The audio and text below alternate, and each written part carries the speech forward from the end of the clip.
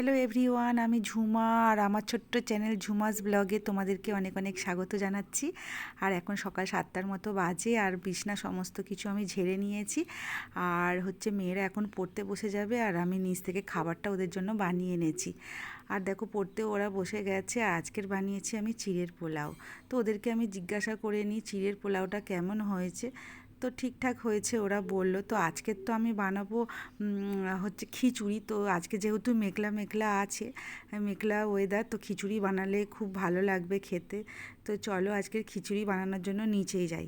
আর এই দেখো আমি আমাদের অ্যাকোয়াগার্ড চলে এসছে আর অ্যাকোয়াগার্ড লাগানো হয়ে গেছে। আর এই দেখো সেটা বাস্কটার মধ্যে আমি সমস্ত জুতো ঢুকিয়ে রেখেছি। তার কারণ হচ্ছে জুতোর বাস্কগুলো এখানে ওখানে ছড়িয়ে ছিটিয়ে ছিল। আমি ভাবলাম বাস্কটা পড়ে আছে, ঠিক আছে চলো জুতোর বাস্কগুলো এই বাস্কের মধ্যে রাখলে বেশ জায়গাটাও পরিষ্কার থাকবে আর জুতোগুলোও সেফটি থাকবে।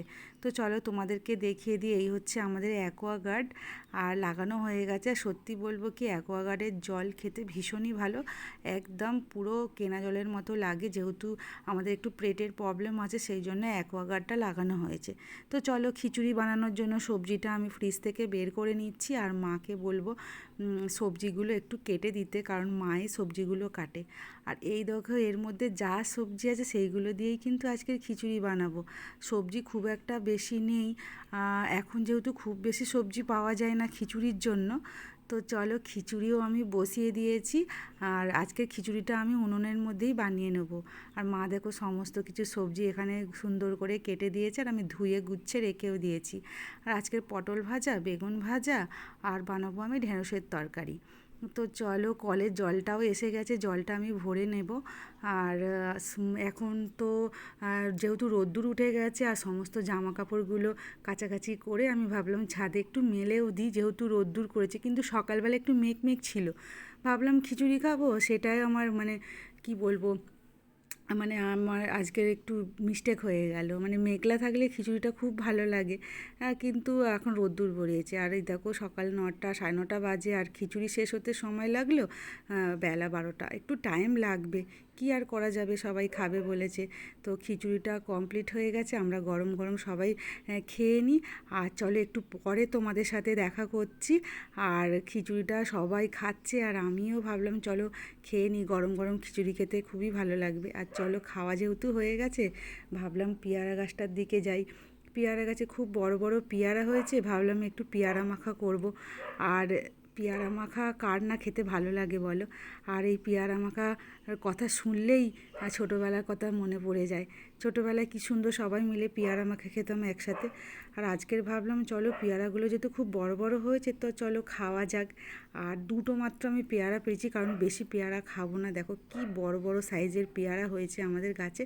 তাহলে ভালো করে একটু নুন টুন দিয়ে ধুয়ে নিই। আর মেয়েরা ওপরে খেলছে, যেহেতু ওরা একটু ওদেরকে আমি খেলতে বলেছি, ওরা একটু লুডো না কী সব বলে ওরা খেলছে। আমি চলো তাদের জন্য একটু পেয়ারাটা সুন্দর করে কেটে নিয়ে যাব, যতটা ওদের ফোন থেকে দূরে রাখা যায় আর কি। আর ফোন দেখতে তো ওরা খুবই ভালোবাসে। তো যে কোনো কিছু অজুহাতে ওদেরকে ফোনটা থেকে দূরে রাখতে পারলেই আমার একটু শান্তি।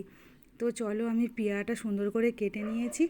আর এই দেখো তার সাথে আমি দিয়ে দিচ্ছি বিট লবণ আর দিয়ে দিচ্ছি আমি লঙ্কা গুঁড়ো। তো চলো ওদেরকে আমি ওপরে নিয়ে গিয়ে দিয়ে দিচ্ছি পেয়ারাটা।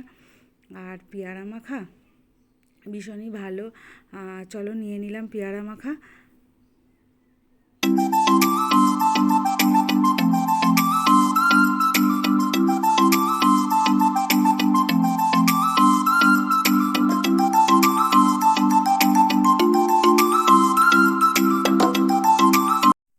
এখন বাজে বিকেল 5টা আর এখন আমি বানাবো বাঁধাকপির তরকারি, ওটা সন্ধ্যের খাওয়ার জন্য। আর সবাই যেন বাঁধাকপির তরকারি বানাতে একটু সময় লাগে। তো তোমরা এটা ট্রাই করবে যে ছোট ছোট করে বাঁধাকপিটা কেটে নেবে, নিয়ে প্রেসারে 2-3টে সিটি দিয়ে নেবে, দেখবে তাড়াতাড়ি রান্নাও হয়ে যাবে। দেখো খুব সুন্দর সেদ্ধও হয়ে গেছে। আর এবার আমি মশলাটা কষিয়ে বাঁধাকপিটা বানিয়ে নেব। তো চলো আজকের ব্লগটা এখানেই এন্ড করে দেবো, দেখা হবে অন্য কোনো ব্লগে। ততক্ষণ পর্যন্ত ভালো থেকো, সুস্থ থেকো, টাটা।